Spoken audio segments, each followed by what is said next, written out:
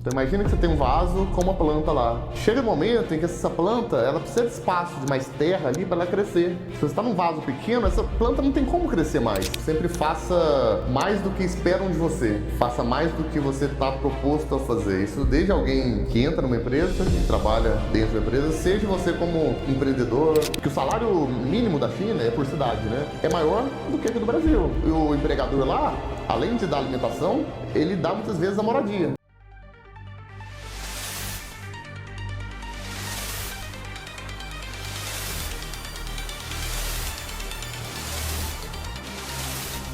Xcast, conversas que multiplicam. Bora pessoal, começando mais um episódio aqui do Xcast, conversas que multiplicam. E hoje nós vamos falar muito de empreendedorismo, dinheiro, importação, processos logísticos e China. E comigo, meu braço direito aqui, a Sara na área. Hello, pessoal! Vamos embora, que eu acho que essa conversa realmente vai ser assim uma loucura. Vamos fazer várias viagens aí. Sim. Nosso convidado especial, o Lúcio, aqui na área com a gente. Já posso considerar um amigo, né? Já trabalhamos aí algumas oportunidades junto. Lúcio, fala pra galera assim um pouco quem é você, cara, todo o seu, tipo assim, como começou toda essa história, né, cara? Porque é um modelo de empreendedorismo totalmente diferente, né, cara? Que envolvem continentes, né, digamos assim, né, de distância. Muita coisa aconteceu. Então, obrigado, Klaus, obrigado, Sara, por estar aqui, batendo esse papo com vocês. Grande prazer estar próximo de amigos mesmo aí. Antes de ter ido pro outro lado do mundo, rodado bastante, feito bastante coisa, né? Eu sou de uma cidade muito pequena, no sul de Minas Gerais, então uma cidade que chama Santo Antônio do Amparo, no sul de Minas Gerais, e eu brinco que eu saí de uma cidade de 20 mil habitantes e fui morar na China numa cidade de 20 milhões de habitantes, que é Shenzhen, né? Então foi daí onde começou. Então eu sou dessa cidade pequena, fui para Uberlândia, no Triângulo Mineiro, fazer relações internacionais, sempre tive esse olhar para fora, para o internacional, queria alguma coisa nesse sentido, né? Daí onde eu fui para esse curso lá, fui com uma cabeça muito de estudante de RI, que a gente fala, né? Que querendo ser diplomata, querendo trabalhar na ONU. E dentro do curso eu fui vendo várias áreas lá, indo cada vez mais para uma área mais empresarial, mais empreendedora, indo mais para essa parte de importação e exportação. E como que foi de onde aconteceu tudo isso de eu ir para a China, né? Então, basicamente, durante a faculdade eu participei, sempre gostei muito de línguas, né? Então, tinha época que eu estudava 3 línguas ao mesmo tempo, participava de grupo de estudos, até um ponto que eu trabalhei na empresa júnior lá do Instituto de Economia, né? Quando a gente estava no Instituto Antigo lá, que já tinha um tempo de história lá, essa empresa júnior, organizada por estudantes, orientado pelos professores lá, e o foco era muito na parte mais de economia, de fazer planos de negócio, pesquisa de mercado. E o meu curso recém-criado, né, de RI, a gente criou uma diretoria de projetos internacionais para fazer os primeiros planos de importação, planos de exportação, mini cursos de como importar, como exportar. Então lá foi aí que começou essa questão, essa proximidade com a importação, exportação. De lá fui para uma empresa que tinha escritório na China, uma trading na China. Fiquei por um tempo lá, entrei como estagiário, com uma conexão dessa empresa júnior. E basicamente uma semana antes de eu formar, apareceu uma vaga tem uma página, Comex da Depre, trabalho na China. Nossa, Comex da Depre. Trabalho na China, então até o pessoal me comentou comigo esses dias, pô, é legal você contar isso. Então, muito disso, começou nisso, né, de uma vaga para trabalhar na China, fui para a China Link, né, a empresa na época começou lá. Fiquei morando um tempo na China, tive muita oportunidade de conhecer muita coisa na China. Já trabalhando nessa empresa antes de ir para a China, já fazia mandarim, né, da língua que eu estudava, com professor particular, lá em Uberlândia ainda. Fui então para a China para trabalhar na China Link lá da China, quando ela não tinha escritório no Brasil ainda. Tinha parceiros aqui, tinha muitos negócios e as coisas foram evoluindo lá. Eu gostei muito do negócio, viajei muito lá na China, acompanhando clientes, indo em feiras de negócios lá. Até um ponto que eu tive a empresa tinha um plano, né, de abrir um escritório no Brasil, mas nunca tinha ido tanto para frente assim. Então eu apresentei pro Lincoln na época, meu sócio hoje, de abrir esse escritório no Brasil. Foi daí que ele gostou da ideia e começou a trabalhar então em 2015 ali. E no meio de 2015 eu vim então para Santos para abrir o escritório da empresa aqui no Brasil, né? Então da China Link na época. Fui aos poucos contratando uma pessoa, outra, estava no escritório compartilhado com outra empresa antes, no começo, eu tinha uma mesinha lá, aos poucos a gente foi, depois de um tempo, bem rapidamente, a gente pegou uma sala pra gente, foi pegando outra, até que a gente mudou pro prédio onde a gente tá hoje lá, né? Hoje tem um prédio inteiro. Pegou depois várias áreas, mas basicamente começou assim, né? De uma vinda pra Santos, pro Brasil, da China pra cá, era basicamente eu no começo, e hoje a gente está num grupo de mais de 500 pessoas em todo, né? De vários negócios complementares, mas que, e disso, várias outras idas e vindas para a China, né? Depois de lá para cá, fui mais de 12 vezes para a China, tô indo amanhã para lá, inclusive. Rotineiro, né? Tô indo amanhã pra China. Sempre, em abril e outubro tem uma feira grande de negócios lá, né? Que é a Feira de Cantão, que é uma feira para quem quer comprar da China, basicamente. Uma feira multissetorial, que se quiser comprar da China, basicamente, tudo que é tipo de produto, tende a ter nessa feira. Então a gente acompanha grupos grandes de empresários, né? Então a gente é referência nisso, empresa que mais leva empresários para essa feira. Dessa vez, quase 400 empresários. Uau! Então é Muita gente. bela responsabilidade, muita gente. Mas que a gente veio maturando e amadurecendo cada vez mais esse processo, um modelo ali. Então hoje está tudo bem mais estruturado, né? Então a gente tem conseguido atender e fazer com que esse pessoal volte com negócios mesmo e consiga ajudá-los no pós-feira a realmente fechar negócios e comprar da China, né, basicamente. E é muito legal ouvir isso, porque a gente entende que tem até aquele ditado que fala, né? Quem nasce grande é monstro, né? Porque eu vi, quem olha pra você hoje, né? Pra todo esse legado que você tem construído, fala, Cama, como esse cara é grande. Mas deu pra ver que tudo tem um começo, né, cara? Você falou, começou com uma mesinha, né? Hoje tem um andar inteiro. Tipo, gente, só o refeitório do andar dele é umas 4 salas da minha, só pra vocês sentirem a pressão do tamanho do negócio, né? É impressionante. Quando eu vi aquele refeitório, eu falei, meu, que gigante esse lugar, né, cara? E foi aprimorando e abrindo outros negócios complementares, né? Então, como a própria Process, que hoje eu tô à frente, né? Então, inicialmente surgiu para atender as demandas do grupo ali, no que diz respeito à logística internacional, ao desembaraço aduaneiro, o rodoviário, né, do porto até a casa do cliente. Então a gente faz o porta a porta, da porta do fornecedor na China até a porta aqui no Brasil, certificando o produto se for necessário, né, na Anvisa, Anatel e Metro, para poder importar. A gente tem importadores em Santa Catarina e Alagoas para redução de ICMS, basicamente, redução de impostos, para ser mais interessante a ainda operação. mais competitivo, né? Ainda mais competitivo. E vários negócios que foram se complementando, né? E aos poucos a gente foi cada vez diversificando mais. Então, no que antes era uma empresa criada para atender o grupo, a gente se estruturou muito bem, de modo que a gente consiga atender o mercado de maneira como um todo e não se limitando ao core business inicial, que era a China, né? Diversificando para a Europa, Estados Unidos, África, outras origens, e também o caminho inverso, que é um dos grandes focos desse ano nosso, né? Que é a questão da exportação do agronegócio, de não só trazer produtos de fora para o Brasil, mas também ajudar empresas brasileiras a levar esses produtos para outros lugares do mundo. Uma curiosidade, quando você estava falando, eu fiquei pensando, né?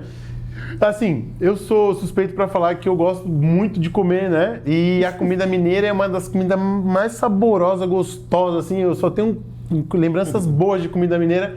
Como que foi essa adaptação? Não só na comida, mas assim, na rotina e tudo. Você sair de Minas Gerais para uma rotina na China, tipo... E a gente costuma falar, né, que por imersão é que você aprende mesmo. Você não tinha nem, talvez, muitas pessoas para falar português, você teve que ser ali mais dinâmico ainda no aprendizado, né? Como foi esse processo adaptativo, cara? Eu sou...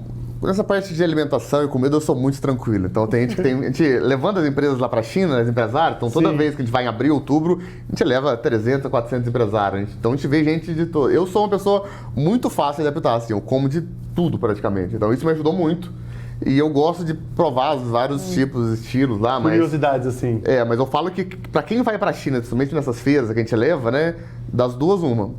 Ou emagrece, porque não consegue comer, por causa, só do cheiro já incomoda, né, que é diferente, o cheiro do tempero chinês incomoda bastante, ou engorda porque não quer comida chinesa e vai comer só McDonald's, só fast food e acaba engordando por isso, né? Mas é fantástico, assim, é uma culinária muito diversa, tem comidas mais gordurosas, outras mais picantes, muito picantes, outros lugares uma culinária mais adocicada. Então, sabendo onde ir, assim, tem coisa muito gostosa, assim. No geral, dependendo se você vai em alguns lugares, você estranha, para quem não está acostumado, com o cheiro, que é um cheiro, eu falo que é um cheiro de China, assim. Você chega lá, você sente o cheiro. É um cheiro único, né? Incomoda algumas pessoas. Mas que, dependendo de onde você ir, sabendo o que pedir também, né? É um dos grandes desafios também é esse, né? Então, da língua lá. Acho que isso também é importante de estar com vocês, né? Nesse momento, né? Porque, assim, para efeito de negócio lá na China, numa feira de negócios, por exemplo, numa fábrica, visitando um fornecedor, você tende a se virar bem com o inglês ali. Você talvez no começo sinta uma dificuldade do sotaque, para entender um pouco ali, mas com o tempo você acostuma, se você fala inglês. Mas no dia a dia, assim, vou pegar um táxi, vou num restaurante. Eu falo assim que o chinês muitas vezes não vai saber falar hotel. Então você tem que andar com um cartãozinho do seu hotel, com o endereço em mandarim, senão você não consegue nem voltar para casa. Porque assim, da mesma forma que, imagina, a gente aprendeu mandarim. Sim. É uma língua muito não tem nada a ver, né? Então eu falei que eu fiz algumas línguas, e mesmo um alemão, que eu estudei um pouquinho, é uma língua baita difícil, mas tem alguma coisa a ver com o inglês, por exemplo. Anglo-saxônica, né? Das automóvel, carro. Tem algumas coisas que é uma língua que tem alguma proximidade, né? Agora o chinês não tem nada a ver, né? Então, assim, para eles aprenderem um inglês também, é um desafio grande para eles. Então, um chinês médio, um chinês do dia a dia, assim, na rua, tô na rua, quero pedir orientação para alguém. Ele dificilmente vai falar o inglês, ou inglês básico mesmo. Então, assim, é um desafio você... No dia a dia, nos negócios, o chinês ele quer vender, ele tá ali empolgado e vai se esforçar. E a vivência dele, né? Ele já tá lidando com muitas outras pessoas que falam... O mundo inteiro inglês. que falam inglês, então para negócios, você se vira bem. Mas no dia a dia, assim, hoje, eu falo que tem uns 12 anos já, né? Que eu fui pra China e tudo, muita coisa mudou. Os tradutores melhoraram muito de lá pra cá. Hoje você consegue fazer muito mais coisas do que antigamente lá, que você não ia tentar acessar um Maps lá e era tudo em mandarim, né? Hoje você já consegue pegar um Didi, que é o Uber deles lá. Sim. Algumas coisas você consegue digitar em inglês ali, você consegue ter uma plataforma em inglês, mas antigamente era 100% mandarim. Desde você baixar o aplicativo a você... Então eu falo até, um aeroporto é até mais preparado. Você vai ver muita coisa em inglês, assim, tudo nas placas lá. Mas você vai pegar uma estação de trem, por exemplo, aí você chega lá com aquele painel gigante inteiro em mandarim. Senta e chora. Você tem que ter uma noção, assim, senão... Sim. Básica, senão você dá um desespero, assim, no começo, pra quem não tá acostumado. Eu vi já uns mochileiros, aí eles, hoje em dia, com recursos da inteligência artificial, eles tiram uma foto, né? Manda pra IA, e a IA fala... Muito mais fácil, né? Resolve meu B.O. aí. Sim, mas antigamente, né? Não tinha nada disso. Mas era cara. bem diferente, assim, mas foi bem divertido, assim, foi muito legal. Uma outra cultura totalmente diferente, tem esse ponto também, né, de... Especialmente eu, que vim de uma cultura mineira muito receptiva, aberta, próxima, acolhedora, calorosa, assim, e a China é tudo muito mais distante, né? Então, contato, proximidade, conexão... Então demora muito mais e eles são bem mais distantes, assim, culturalmente, do que, de novo, para negócios, eles já estão treinados, né? Sim, eles querem se vender, vão né? brincar ali, vão fazer uma coisa Aí ou vem o outra. brasileiro querendo abraçar, beijar, o calor, né? No máximo... Hoje eles estão acostumados, porque é cultura de negócios internacionais, de pegar na mão, mas, num geral, Também, culturalmente, não para passa trás, não era nem isso, né? Era um aceno... Assim, e é isso. Caraca, então, não imaginava. uma cultura mais distante, assim. Hoje eles, por cultura internacionalmente aceita, por prática, eles vão se esforçar e vão fazer, né? Mas no dia a dia... Meio que pra não se é vender comum. também, né? Aproveitando esse gancho que o Klaus trouxe, trazendo essa comparativa, mais geral, assim, Brasil versus China. Tu tem uma baita empresa que tem muita gente, muitos colaboradores. E a gente vê a China, barra Japão ali, a galera mais de lá, que tem uma produção em massa gigantesca, a galera parece que é extremamente produtiva, assim. Como é que você lida com isso, essa diferenciação, olhando para os jovens de hoje, a galera de hoje? É bem diferente, assim, culturalmente, mas é importante fazer essa pergunta legal, porque ela mostra um outro lado da China, que as pessoas têm um preconceito, assim, né? O chinês, ele é um escravo, ele vai trabalhar explorado, trabalho infantil, levantam muitas bolas nesse sentido, né? E a China é muito grande, não dá para falar que eventualmente não exista algo mais ou menos nesse sentido, ou que num passado existiu, principalmente, mas hoje em dia... Eu falo que muita coisa a China está na frente. Já tem alguns anos já, se não me engano, uns 5 anos mais ou menos, que o salário, até mais na verdade, que o salário mínimo da China é por cidade, né? Sim. Shenzhen, por exemplo, é maior do que do Brasil. Uau. E além disso, eu falo que muita gente, as pessoas vêm do interior para trabalhar nas grandes cidades, nas grandes fábricas, né? E o empregador lá, além de dar alimentação pro colaborador, o empregador, ele dá muitas vezes a moradia. Então, moradia se entende um quarto para você dormir. Sim. Mas assim, pensa, o que a gente mais gasta, né? Moradia e comida. Moradia e comida. Então, basicamente, o dinheiro que ele recebe, ele guarda. Então, o chinês, diferente do brasileiro, muitas vezes, né, que gasta o dobro do salário dele no cartão de crédito, Sim. o chinês poupa muito. Sim. Então, é uma outra visão, assim, de falar, o chinês é explorado, ele é mal pago, e não, isso tem mudado cada vez mais. E é uma das políticas, inclusive, do atual presidente lá, né, o Xi Jinping, que ele, diferente do anterior, o Hu Jintao, que era uma política muito focada em exportar a China para o mundo, mecanismos de incentivo e tudo, um dos grandes objetivos do Xi Jinping é aumentar o poder de compra do chinês. Caramba, E trabalhar esse mercado interno também, né? Tanto o consumo interno na China é absurdo, né? Maior do mundo, né? Mas sem menosprezar e, sem dúvida, também incentivando de uma forma ou de outra a exportação, Sim. que é motor da economia, né? Mundial, né? O Com mundo certeza, inteiro, né? e para o mundo inteiro. Mas é diferente, assim, né? Mas, assim, é um ritmo de trabalho muito forte, assim, né? Eu falo que eu vou, principalmente construção, né? Que é uma coisa visível pra gente. Às vezes eu vou 2 vezes por ano pra China, em abril e outubro. Eu chego lá em abril, vejo um prédio, o prédio tá na base ali. Você volta em outubro, às vezes um prédio tá no acabamento. É muito rápido a rotina, 24 horas. Eles têm uma pegada, assim, de turnos e de ritmo de trabalho, de produtividade muito forte. Isso é muito legal lá na China. Então é bem legal ver isso lá, né? É inspirador, né? É, Com e como certeza. que você lida com isso? Tipo, tu vai lá, vê a galera, pau pra toda obra, tu volta pro Brasil e tu fala, cara, a galera daqui não é assim, como é que você lida com isso? Aí o ponto é muito no diálogo e tem maneiras de você... As coisas funcionam diferentes num lugar e em Sim. outro, né? Então, a ideia é criar mecanismos de um ambiente que estimule isso, né? Cada vez mais uma produtividade, maneiras. Então, especialmente agora, né? De trabalho... Cada vez um trabalho mais inteligente, né? Do que um trabalho mais de... O que eu consigo fazer, né? Então, a gente conversa muito... Né? Ferramentas, né? Então, agora com a inteligência artificial, o que eu consigo fazer para otimizar uma operação? Eu estou nesse exercício cada vez mais lá na empresa, né? Legal. Então, mais do que pensar em maneiras de otimizar um processo, como deixar esse processo mais rápido e otimizado, eu talvez rever que talvez alguns processos nem precisariam existir, né? Então não tem nada mais burro, vamos dizer assim, do que eu tornar eficiente um processo que nem precisaria existir. Sim. E um trabalho que a gente está pensando cada vez mais é nesse sentido, né? Que eu consigo otimizar, pular alguma etapa que às vezes está sendo desnecessária ali. Eu poderia, essa pessoa que está fazendo uma função ali, colocar ela fazendo uma coisa que estaria produzindo mais. E eu conseguia otimizar, né? Então, é muito pensar e inspirar nesse sentido, né? De Sim. maneiras, pensando em tecnologia, pensando em estímulo, como eu consigo ser cada vez mais produtivo de maneira mais inteligente. Isso é um estado de presença, né? É um exercício, porque tem até uma parábola que eu gosto muito, que eu aprendi com o Paulo Vera, que é o seguinte: tinha um rapaz recém-casado, né? E aí a mulher dele falou, vou fazer um prato especial de família esse final de semana pra gente e tal, e era um peixe, né, assado. Aí a mulher dele fez o peixe, aí colocou na mesa ali no domingo, eles foram comer e tal, nossa, que peixe maravilhoso, amor. E o peixe veio sem um rabo, né, ele curioso assim, né, falou, nossa, por que você cortou o rabo, amor, do peixe? Ela falou, não sei, amor, é a receita da minha mãe, eu sei que ela fazia assim e tal, né. Aí passou um tempo, almoço na casa da sogra. E aí foram comer o mesmo peixe, né? Aí ele perguntou pra sogra dele, pô, sogra, por que vocês cortam o rabo do peixe? Aí ela falou, não sei, eu aprendi com a minha mãe. Aí, coincidentemente, a mãe dela, né, no caso que era a avó da mulher dele, estava na mesa. Aí ele aproveitou e perguntou pra avó, né?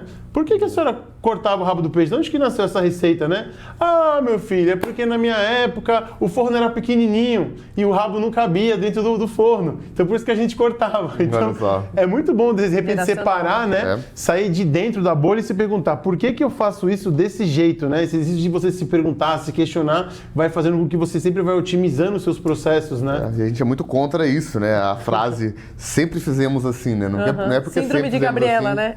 Então... Sempre pode melhorar. Às vezes a coisa tá boa, mas pode ser melhor ainda, né? Sim, não é porque o time tá ganhando que não pode melhorar, né? Exatamente. E uma pergunta assim, no âmbito empreendedor, né?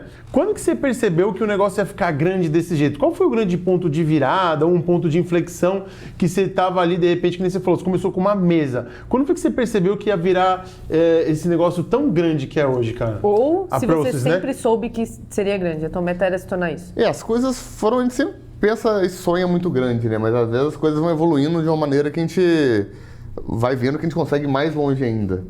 E eu fui me moldando nesse sentido, né? Então, inclusive, abrindo minha cabeça, junto com os sócios lá, né, para pensar mais nesse sentido, né? Então, a gente fala muito e a mudança para o prédio lá foi um ponto bem relevante, né? E que, inicialmente, a gente foi um pouco resistente, né? Porque a mudança para o prédio lá, o que era o 5º andar, hoje a gente pegou outros andares, outras áreas lá, mas o que era a mudança para o 5º andar ali do prédio que a gente está hoje era um salto muito grande, era talvez umas 3, 4 vezes maior do que a gente precisava no momento, né? Então era um baita de investimento, uma despesa, Uma cenoura, né? Uma cenoura. Ia ser um negócio gigante ali, perante o que a gente já tava ali, né? Então era uma coisa astronômica, assim, pô, a gente vai dar um mega salto.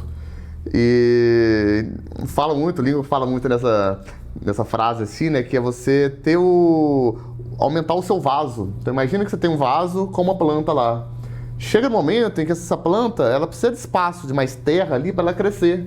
Se você está num vaso pequeno, essa planta não tem como crescer mais. Ao ponto que você precisa de um vaso maior para dar espaço e questão uma estrutura ali para que a planta cresça, né? Então foi muito nesse sentido. Essa mudança lá pro prédio, né? Foi uma virada de chave, assim, que depois de a gente ter ido para lá, muita coisa que a gente nem imaginava começou a acontecer, as coisas começaram a fluir de uma maneira...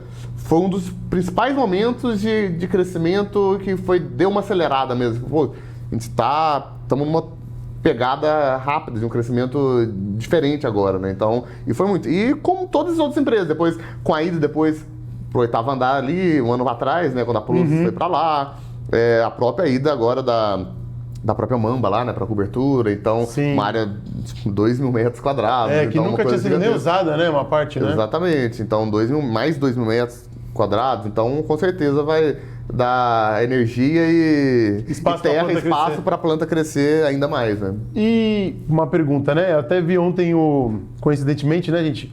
Ele vai falar um pouco daqui a pouco, mas ele é um cara aí do esporte, do Gil e tal, né? E compete, né, nessa pegada. Eu tava vendo ontem uma entrevista do Shogun. E ele falou, cara, uma coisa que eu achei muito interessante, que as lutas que ele mais se deu bem, as que ele mais tinha medo, porque ele se preparou mais e tal. E você acha que tem um pouco disso? Deu um frio na barriga, um medo na hora que vocês foram para aquele espaço, que deu o aluguel, que eu imagino que deve dar um salto quântico também, os custos, né? Luz, tudo isso. Nem imagino quanto deve ser um custo fixo desse, né? Não, com certeza, cara. E sem dúvida isso nos estimula, né? Um desafio. Foi uns momentos de frio na barriga, assim, e outros depois desse, né? Mas sem dúvida... Opa, a gente precisa fazer o negócio acontecer, e aí vai, não vai, a gente pensa várias vezes, calcula e vai. Eu acho que nem existe o vai ou não vai, né? Tem que ir. Né? Tem que dar certo de uma forma ou de outra. E a gente fez dar certo, né? Então, não tem como voltar atrás. Da mesma forma que você falou da luta ali, né? No jiu-jitsu, por exemplo. Você vai numa competição, dá aquele baita frio na barriga, né? Mas não tem como você chegar ali e não entrar no campo de batalha, né? Você entrar no tatame... bateu a mão e vai começar ali, você entrou ali, a coisa acontece, né? Não tem como voltar, não tem como desistir, né? Falou, pra cá eu vou no banheiro, né? Uma vez que você tá em campo ali, tem que ir pra cima e fazer acontecer e dar o seu melhor e é isso. Uma pergunta, até aproveitando esse gancho do Gil. Eu já acompanhei no teu Instagram, já vi você ganhar alguns campeonatos, né? Você, tipo assim, quando você vai para esses campeonatos, há um tempo onde você analisa um pouco o adversário? Você tem isso nesse tipo de campeonato para você pelo menos saber as possíveis lutas que você vai enfrentar? Porque você acaba tendo mais de uma luta no mesmo dia, né? Sim. Você vai construindo meio que vai fazendo, tipo assim, a oitavas, as semis, né? Meio que num negócio até chegar nas finais, né? A gente acaba tendo essa informação muito próxima, então não tem como planejar ou pesquisar tanto, né? Quando eu tive foi alguns, 2 dias antes, assim, que deu pra pesquisar uma coisa ou outra, mas é um trabalho muito mais comigo, né? Então... Se confia, estar preparado, né? Então, independente de quem seja, tem que entrar lá e fazer o negócio acontecer. Passar o carro, né? Fazer o negócio, então... E é legal isso, né? Então eu falo que o Gil, por si só, o jiu-jitsu é uma ferramenta muito legal, assim, de evolução, de perseverança, de resiliência, né? De você melhorar, de você psicologicamente é muito legal, além de fisicamente também, né? Mas se você você marca, né, uma competição, você evolui muito, né, naquele período, né? Porque uma vez que tem uma competição daqui a um mês, por exemplo, eu começo a ser até mais frequente do que eu geralmente sou, eu controlo minha alimentação, Se eu bebo, eu falo, prepara, não vou beber esse final de semana não, porque eu tenho competição, vou segurar que eu treino mais consciente, mais intencional ali, eu faço um treino mais pegado ali, e no fim de semana ali aí é adrenalina pura, 2 dias antes ali é uma sensação bem Boa, legal, assim, né? boa, assim, mas de ansiedade um pouco, assim, que você vai acostumando aos poucos, mas que não tem o que fazer, tem que chegar lá e fazer acontecer. A preparação é isso, é tá confiante, tá saber que você fez, né? preparado, né? Você fez a sua parte ali e ir pra cima. E teve até uma conversa que a gente teve, que você falou que o jiu-jitsu ele te prepara para outras coisas também, e trazendo mais para a parte profissional. E eu vejo pela cultura da China Link que vocês mantêm a galera muito engajada, sei lá, são muitas festas, a gente ouve lá na nossa sala. E como que você esparrama isso pro teu time, pra tua cultura, pra, tipo, garantir que a galera vai estar engajada ali contigo?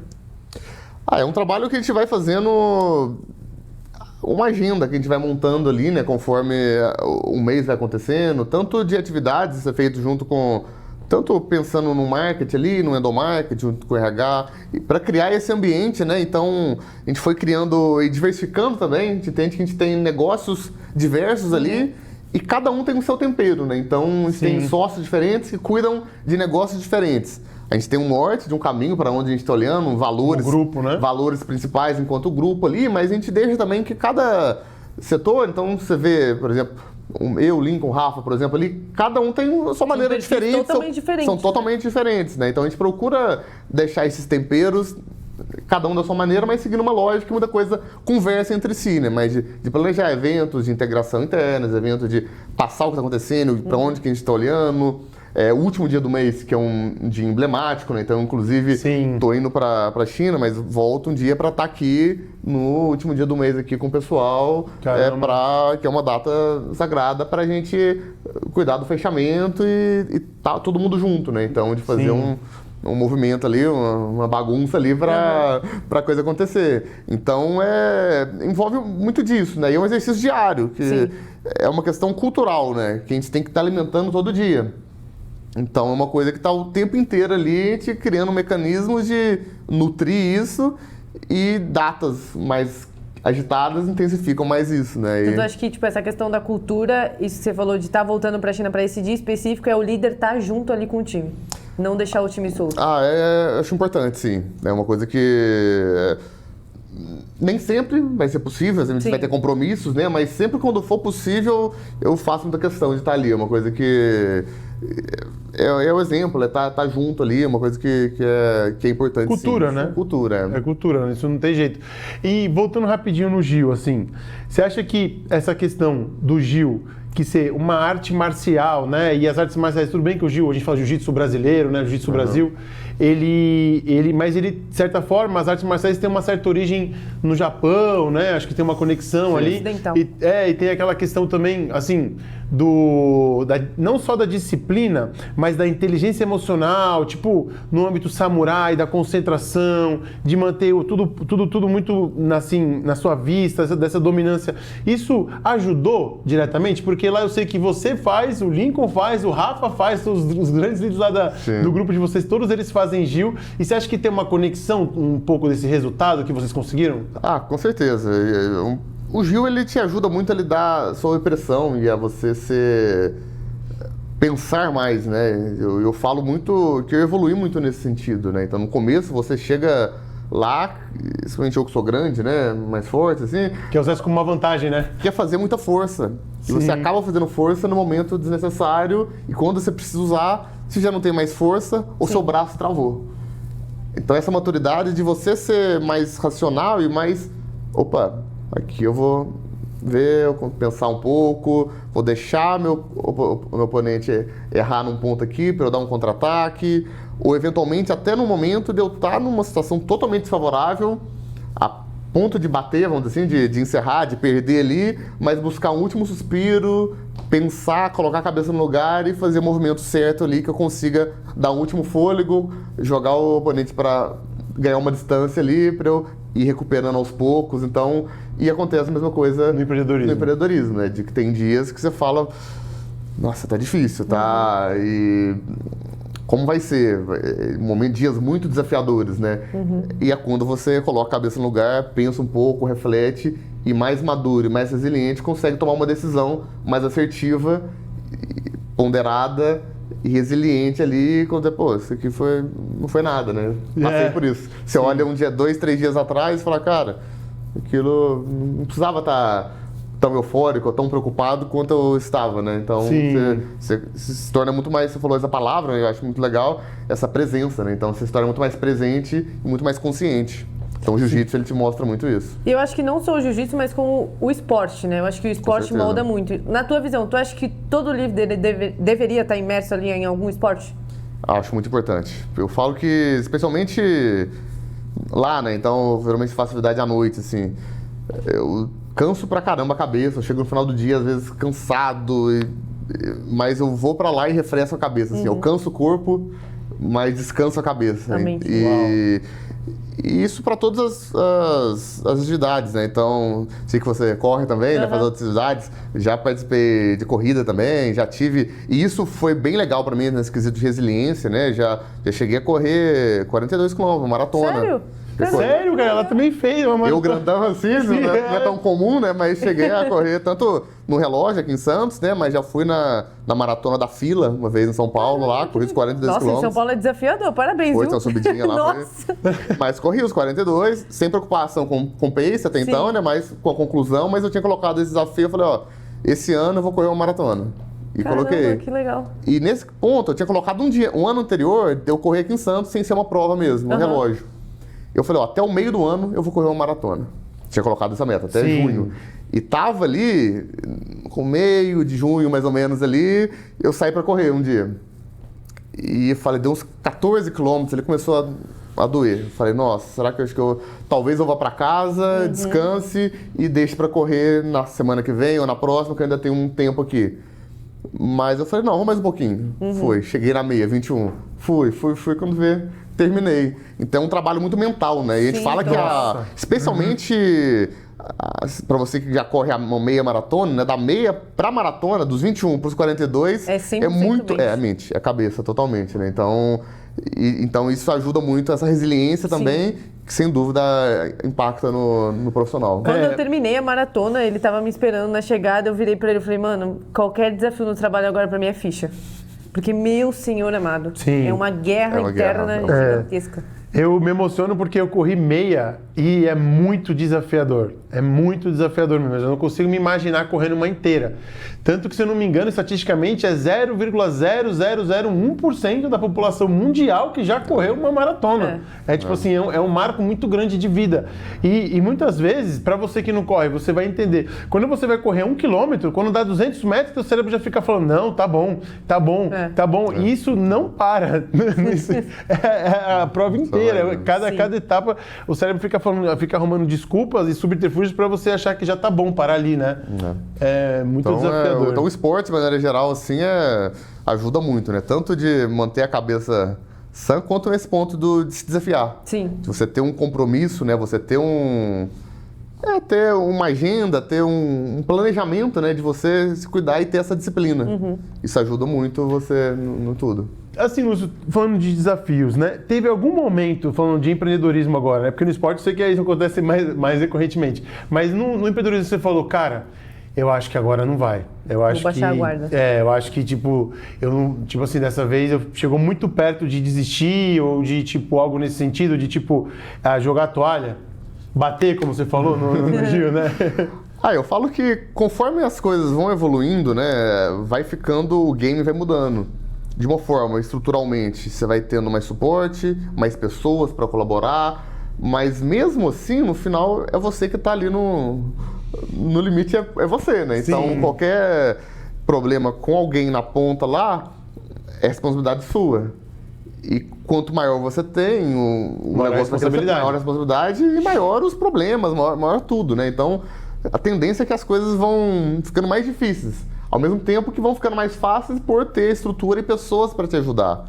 Mas o começo, eu diria que é um ponto bem desafiador, porque por ser novo, né? Então, todo o início dessa atividade empreendedora é bem desafiador, né? Principalmente no começo. Imagina, hoje a gente tem cada um tocando uma coisa, mas uma época em que era eu, basicamente, aqui, contratando as pessoas e... Tendo que resolver todos os problemas, de então- todos os setores, né? Vamos dizer assim. E ao mesmo tempo que eu falo que eu vou começar a contratar alguma pessoa. Eu escrevi a vaga, o perfil da vaga, eu postava na Cato, eu ligava chamando pra entrevista, eu fazia entrevista, Liderava. eu ligava falando que ela aprovou, ela chegando, eu fazia o treinamento com ela, em paralelo a isso, fazendo pagamentos no banco, tendo que vender, bater meta, alinhando os projetos, muita coisa que hoje é estruturado por operação e comercial. Era meio que em conjunto ali, né? Algumas coisas feitas na China ainda, quando eu vim pra cá. Mas era um momento, assim, que eram muitos pratos que você tinha que equilibrar ao mesmo tempo. Né? Mas com um grande objetivo ali de trazer resultado ainda, né? De vender. Então era um momento ali que foi bem puxado, assim, bem difícil, né? Eu saindo da China, vindo pra cá, vindo pra Santos, sem nunca ter vindo. Eu vim pra cá de mudança já. Sério? Eu nunca tinha vindo pra Santos, então saí de Minas, fui pra China, da China vim pra Santos, sem conhecer ninguém, sem nenhum amigo, sem nada. Então foi uma fase de tudo novo mesmo, assim, né? O que foi bem legal, o que me motiva muito, tava com sangue no olho, vida nova, novo pra caramba, né? Querendo fazer o negócio acontecer, então ao mesmo tempo que foi bem empolgante, assim, foi bem desafiador, assim, né? De que ter que equilibrar tudo isso, falar com a China o tempo inteiro, o pessoal ainda morava lá, ficava lá. Então foi um período bem... E, tipo, então tu teve que pesquisar, por exemplo, o aluguel da tua casa, o aluguel do escritório, tipo, tudo do começo, né? Bem no começo. Eu acho interessante esse tipo de coisa, porque quando você vai para o processo de escala, por exemplo, hoje você tem setores que cuidam todos esses pratos, né? Você acaba sabendo, de fato, às vezes, encontrar onde está o erro ali, né? Porque você viveu aquilo, né? Ajuda muito, Então, de todas as empresas do grupo ali, né? Então eu participei muito dessa parte... até mesmo mais contábil, né? Então, de abrir a empresa, entender um pouco dessa lógica. Muito tempo eu gerenciei todo o financeiro do grupo inteiro. Caramba. A gente abriu as filiais lá em Santa Catarina, né? Eu fui para lá, escolhi a contabilidade lá na época, escolhi o imóvel, fiz toda a abertura, todo o processo. Então, me amadureceu muito nessa questão de estruturar e abrir e montar a empresa como um todo, assim, né? Sim, aí fica tudo mais fácil depois, né? Passando por várias áreas, então desde uma área eu fiquei mais por períodos, eu falo, até estava falando isso na empresa esses dias, né, que a gente fez uma mudança drástica lá, né, de lideranças na Process, mudando várias questões de lugar lá, e eu contei minha própria história, né, de que eu mesmo passei por várias áreas nesse momento, e dentro da empresa, áreas mais financeiras, áreas mais comerciais, hoje de uma área específica lá, e abrimos outro negócio, né? Então, a própria venda oportunidades, a Big Blue, uma empresa de seguros que a gente tem também, vendo essa necessidade na logística ali, de seguro para logística. Certifiquei na SUSEP, abri uma corretora, então sou corretor hoje. Então, fui vendo várias frentes, e às vezes negócios totalmente diferentes, mas sempre gostei muito de estudar, de procurar conhecimento, de entender, e acho que isso ajudou bastante. E deu pra ver que não tem medo, né? Tipo, eu não tirei carteira de seguros, em vez de contratar um corretor, não fui lá tirar minha carteira, já tendo possibilidade financeira de já pegar pronto. Mas não, fez lá a questão de saber o feijão com arroz ali antes de eu queria escalar, entender, né? Por mais que eu delegue isso pra alguém, faça acontecer, eu queria entender na raiz ali, né? Sim. E poder direcionar melhor, poder entender a base ali. Então, eu fiquei um ano, basicamente, todo dia fazendo aula de 7 da noite até 10, se não me engano.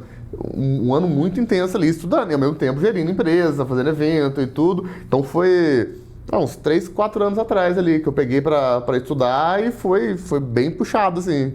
Caramba. Sim, caramba. E essa parte que você... ótimo esse gancho que você deu de estudar e entender do processo. Você acha que, puxando mais pro lado da importação, você acha que o brasileiro hoje, ao importar, ele entra já sabendo, ou ele entra sem saber dos riscos que espera ele? Na prática, assim, a gente vê que muita gente acaba se arriscando, faz uma pesquisa ou outra ali e acaba realmente tendo... O barato acaba saindo muito caro, né? Então, por não ter essa instrução. A gente fala que a importação ela é uma área bem técnica e que tem vários passos ali que, se você não sabendo, pode ter uma multa, pode ter um imposto a mais ali, ou eventualmente, se você não proceder o processo corretamente, você não consegue nem liberar o processo, você perde tudo que você fez. Nossa. Então, assim, é muito importante, né? Uma área que tem várias peculiaridades. Às vezes eu vou trazer um produto e o produto tem um Inmetro, por exemplo, e eu não olhei para isso. Cheguei e trouxe, eu não consigo liberar a carga. E para eu fazer aqui, E talvez, eu consigo ainda ir atrás e mandar para o laboratório, fazer, estando aqui. Mas enquanto isso, a mercadoria está lá no porto. Vou ter que tirar uma amostra para levar para o laboratório. Enquanto isso, pagando a armazenagem lá. Sim, isso que eu ia falar agora, vai né? virando uma bola de neve, que no fim fica uma conta impagável, que não faz sentido nem se pagar. Sim. Por você não ter planejado, entendido e feito corretamente desde o começo, né? Então, São pontos cegos ali, né? com certeza. E são áreas muito técnicas. Para quem não conhece, sabe muito bem ali, a gente fala que tem muitas armadilhas ali que Sim. você pode perder muito dinheiro. Então importar realmente não é para amador. Não, é importante ter alguém que conheça fazer, especialmente falando em China, né?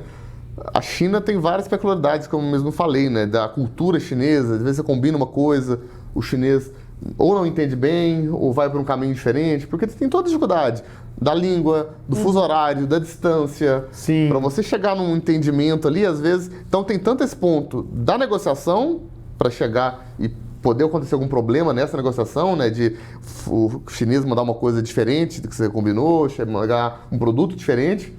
E dessa parte mais operacional, né? De acontecer alguma... Das regras do jogo mesmo. Das ali. regras do jogo ali, de você, assim, atrapalhar ali e ter Então, problema. tipo assim, se eu quiser importar hoje, o ideal seria procurar vocês.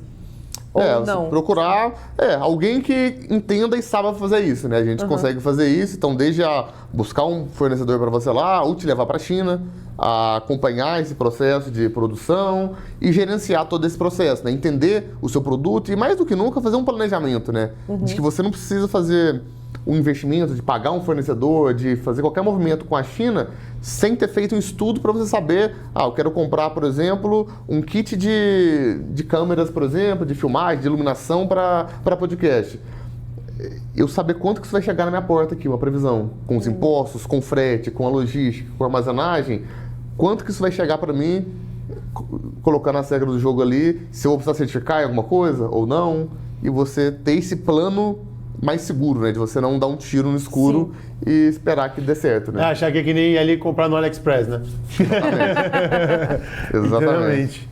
E, tipo assim, se a gente fosse falar hoje, né, para a pessoa que quer começar a importar, a China continua sendo o melhor mercado ainda? Ou existem outros mercados ali também na Ásia, que eu sei que, né, às vezes a gente olha lá, Made in, aquele país que teve a guerra, que eu esqueci o nome agora, Vietnã, esses outros países. Eu sei que vocês também atendem todo esse mercado, né?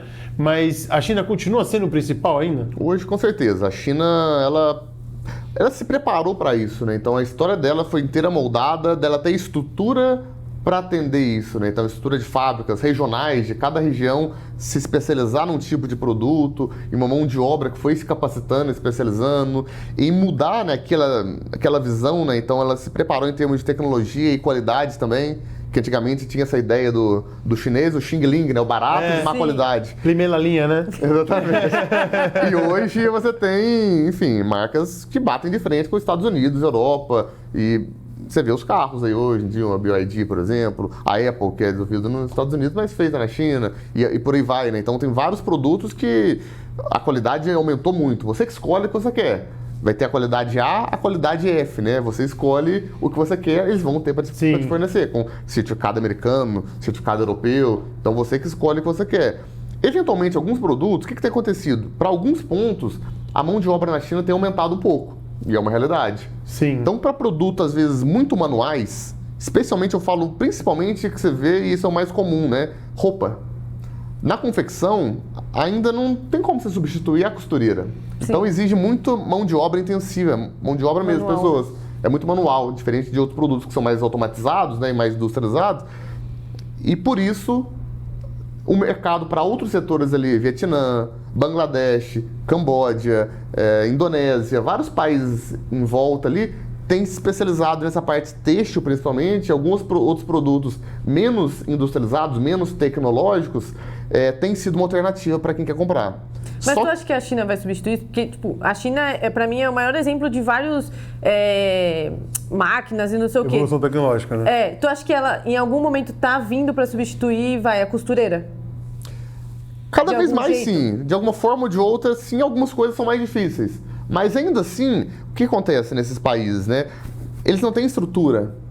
Então, a gente está vendo, por exemplo, a gente foi para o Bangladesh lá, para estudar o mercado lá, para ver, visitar os fornecedores.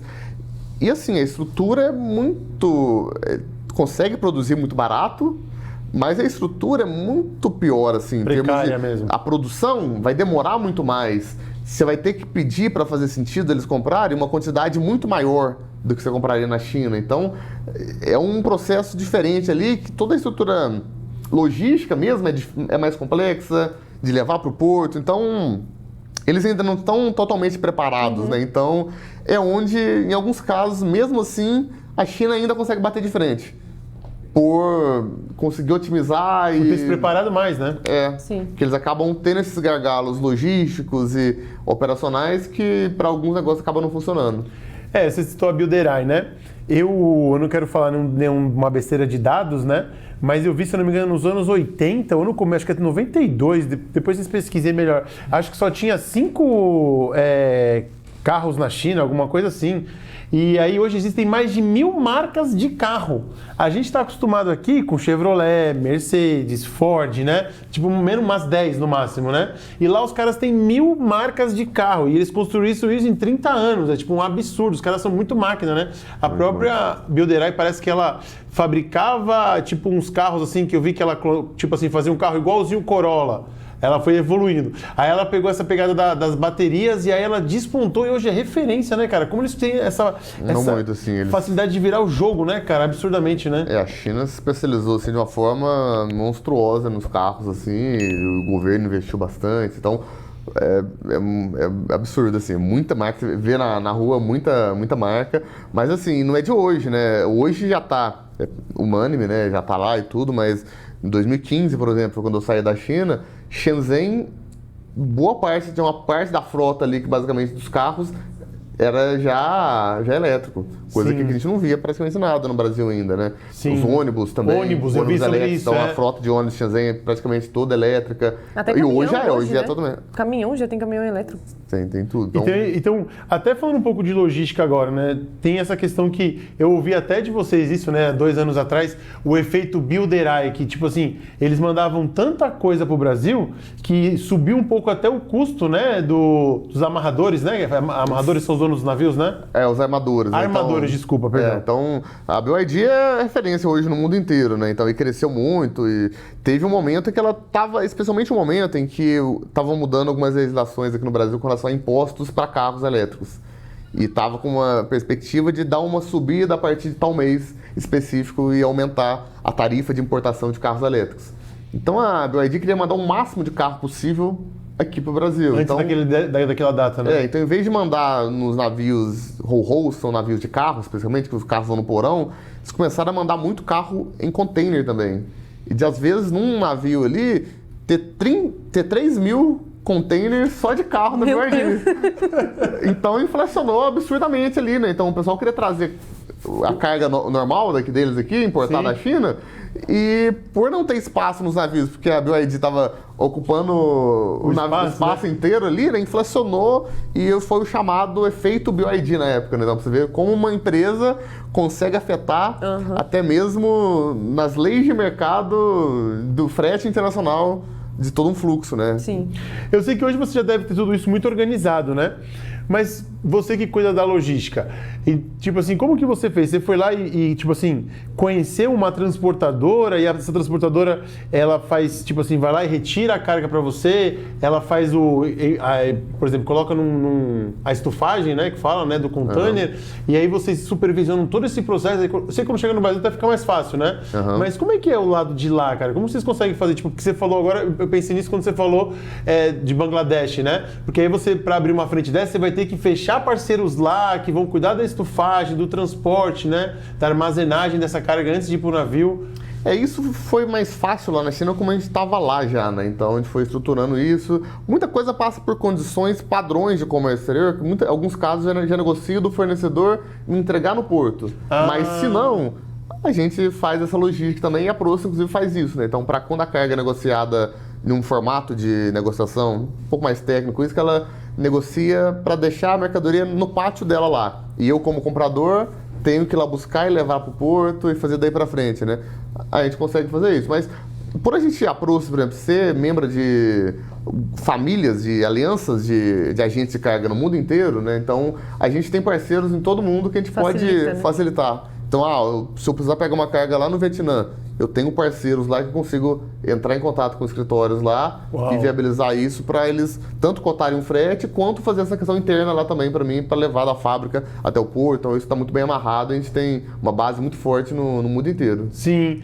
E agora invertendo o jogo, né? Esse novo jogo, esse novo desafio que vocês estão se propondo, que é o da exportação, né? Como que tem sido essa experiência, essa virada de chave, tanto sua quanto do time, né? Para atender, eu sei que você está entrando forte agora também na exportação agro. Como que está sendo essa questão? Tem sido um desafio bem diferente, né? Então, a gente... Você gosta de desafio, a gente já viu.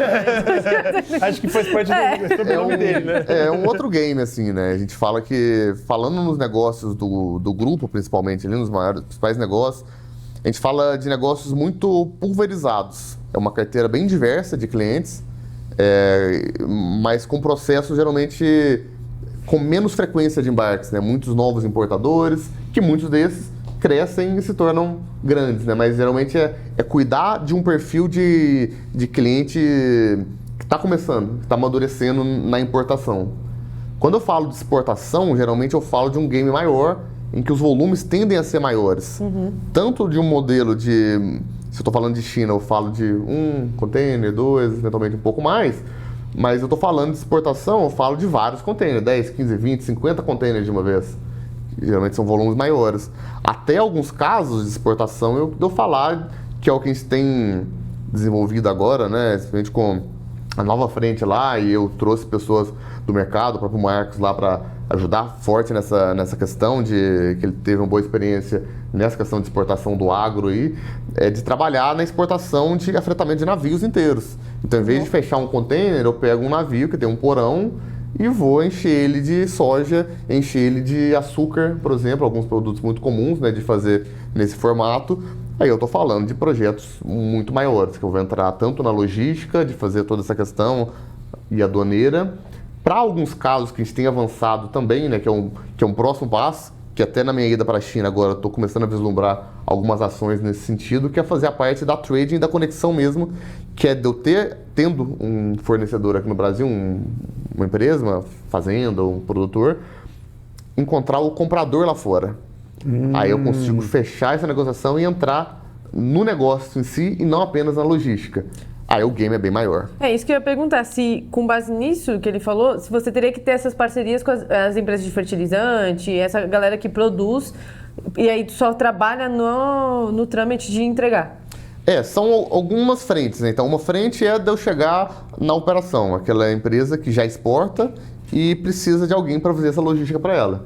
Eu vou entrar na cotação e entrar no game ali para eu pegar a operação e fazer da maneira mais eficiente, rápida e barata possível para que ele tenha uma melhor margem de lucro nessa operação de venda dele lá para fora.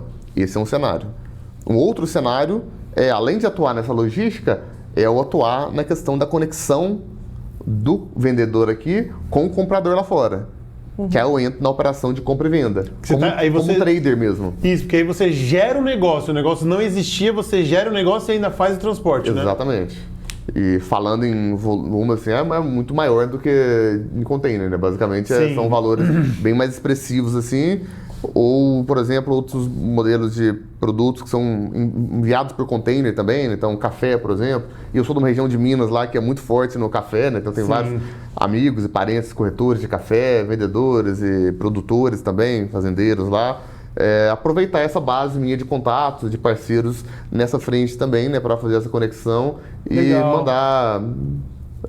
fomentar a balança comercial brasileira, como a gente fala, né? De uma forma, tipo, mais leiga, bem leiga mesmo, pra quem não entende. Então, tipo, tu vai falar, eu sei que não é assim, né? Mas na proporção, com o dono do navio, que tu quer colocar o produto ali, que vai levar até fulano de tal, até país tal. Basicamente. Então, eu tenho uma demanda que eu preciso mandar um produto de um país para o outro. Tem os armadores, você comentou mais cedo, que são os donos dos navios. Sim. Mas eles geralmente não negociam diretamente, né? São geralmente operadores, agentes logísticos, agentes de carga, que é o nosso caso, né? Ou empresas marítimas, que vão fazer essa conexão. Então eu vou alugar um container, um espaço no navio, ou nesse caso, alugar um navio inteiro para fazer esse transporte e gerenciar toda essa operação também, né? Então, desde o carregamento, toda a questão de segurança, né? Do seguro que vai estar envolvido nisso. Evitar contaminação, né? Exatamente. Todo esse processo aí para que a operação seja mais segura possível e eficiente. Eu vi até uma matéria recentemente que a China mandou de volta 30 e poucos navios de soja porque estava com contaminação, alguma coisa assim. Então, é uma responsabilidade muito grande, né, Muito cara? grande, né? Então, principalmente falando aqui no Porto de Santos, né? Acontece muita coisa, o pessoal fala. Então, coloca basicamente produtos ilícitos ali, né? Junto com a carga para esquemas pesados, assim, né? Então, você tem que ficar muito alerta ali. Isso envolve muita questão de escolher terminais portuários, né, e parceiros, armazéns com monitoramento, com câmeras, para tanto te proteger enquanto um prestador de serviço ali, tanto para dar uma segurança pro cliente, né? Dele tá vendo tudo que tá acontecendo ali, um inspetor de confiança que vai estar ali acompanhando o carregamento de cada um dos containers ou do navio como um todo, né? Ter uma operação bem amarrada, segura ali para que não tenha nenhum tipo de problema e ter tudo certo.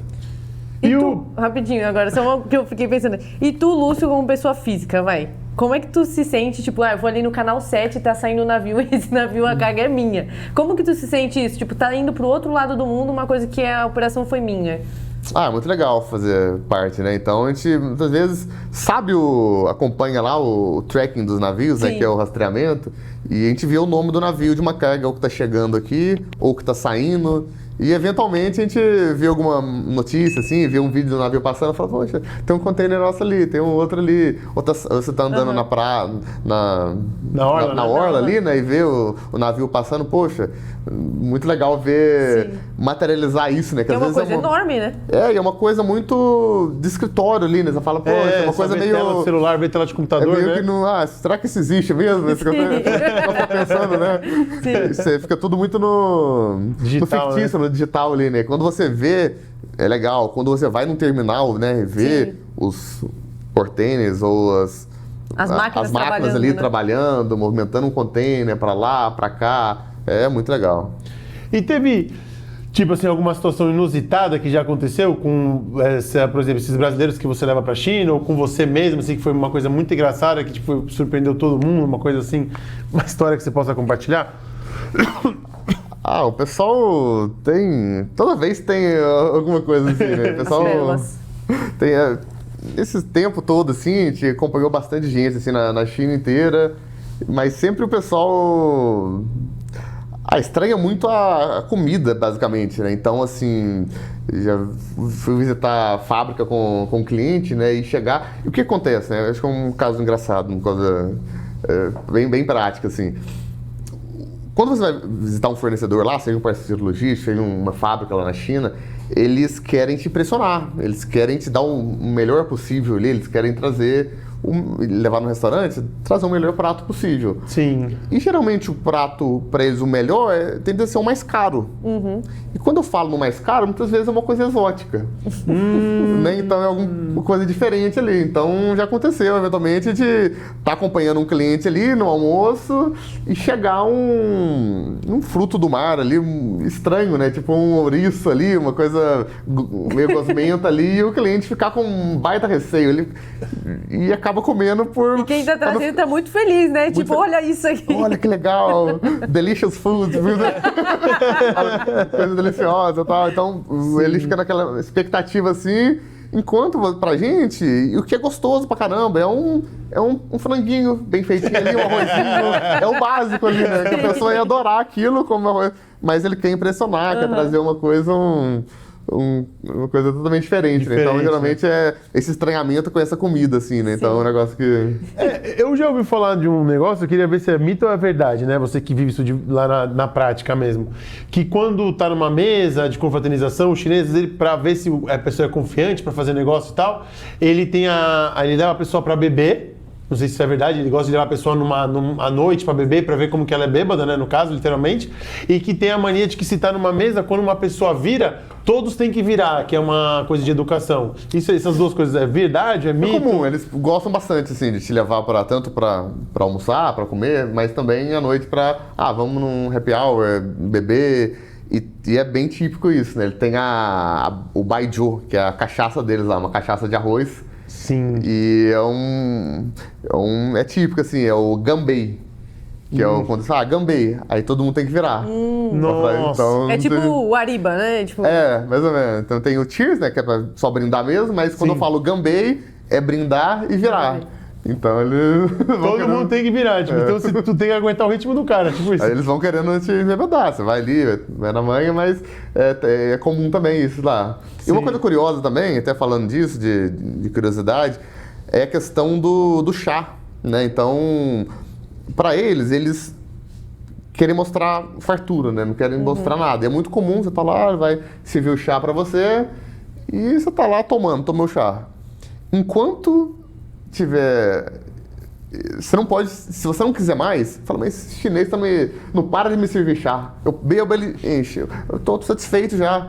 Se você não quiser, você tem que deixar lá. Porque se tiver vazio, eles vão colocar mais. É uma questão é que pra cultural nós deles. é tipo um desrespeito deixar na mesa a comida ali, a bebida. Mas é uma questão cultural, assim. Se Copo você, vazio, gente, copo vazio, eles vão encher. Então é uma questão super comum lá. Que eles não, Daqui a pouco a pança cheia de chá, né? não aguenta mais tomar chá. Sim, não aguenta mais chá, né? Cara, muito legal esse papo, né?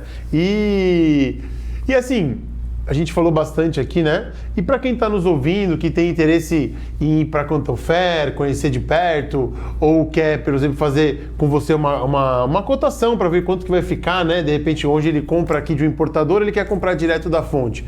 Como que ele faz para encontrar vocês? Eu sei que tem as suas redes sociais, né?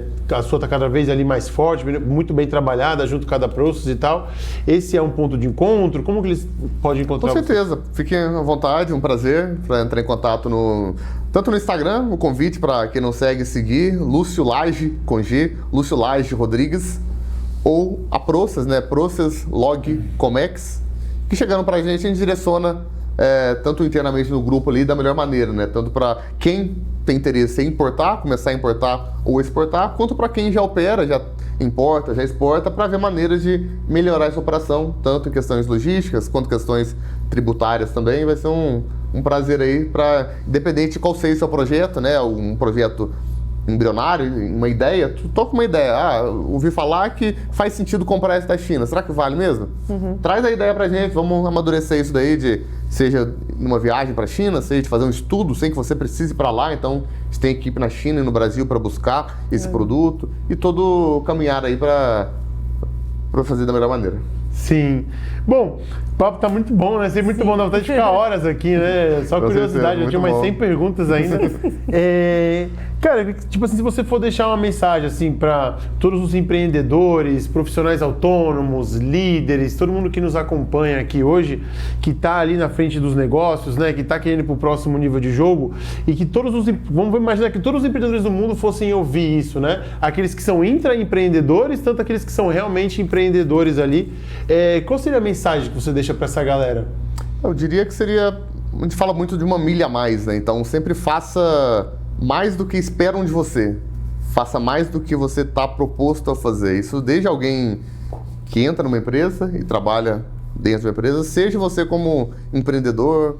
Isso se espalha para a vida toda, né? Não só para a questão profissional, né? Então, se você estão esperando que você faça isso, procura fazer uma coisa a mais. Que geralmente todas as pessoas que eu vi, as principais, né, crescendo na vida e tendo oportunidades, foram porque fizeram muitas vezes mais do que pediram para ela, mais do que as pessoas esperavam. Ela veio com uma ideia diferente, ela veio com um processo diferente, que talvez ninguém tinha pedido para ela, ninguém estava esperando, e aquilo era uma boa ideia, uma questão que fazia um sentido, que gerava valor para um negócio, para toda a situação ali, faz diferença, né? Então isso vai desde um relacionamento, né? De você tem que nutrir a cada dia, de você tá com a sua esposa ali, chegar e trazer um presente que ela não estava esperando, você dá uma mensagem de carinho para alguém querido. Procure surpreender as pessoas positivamente, procurem trazer isso, geralmente é o tempero, geralmente é o a mais ali que faz você se destacar, independente onde você esteja, independente de qualquer área da vida, né? Então, seja você um empreendedor maior ou menor, seja você alguém que acabou de entrar numa empresa, seja você que já está há 30, 40 anos numa empresa, quem quer que você seja, onde quer que você esteja, faça além, faça mais do que estão esperando de você, porque quem faz mais lá na frente vai receber mais. Colher mais, também, né? né? Uau. Napoleão Hill deixou isso pra gente, né? Acho que é a lei que eu mais gosto, é faça mais que o combinado, né? Exatamente. Perfeito. Leis do Triunfo de Napoleão Hill, né? A Sara só fez 7 vezes, vai fazer 8ª agora, o curso, né? Do método. Cara, muito obrigado, de coração, velho. Foi animal. Muito obrigado mesmo. Você. A gente queria passar o dia inteiro aqui, pessoal. E encerrando aqui, eu queria agradecer, né? A presença do Lúcio, agradecer todos esses insights. Acho que essa questão do 1 milha a mais faz todo sentido. Eu já comecei a ter várias ideias aqui com esse podcast. E isso faz parte daquilo que eu sempre falo, né? Que você está a um teste de dobrar seu faturamento. Então fiquem com Deus e até a próxima.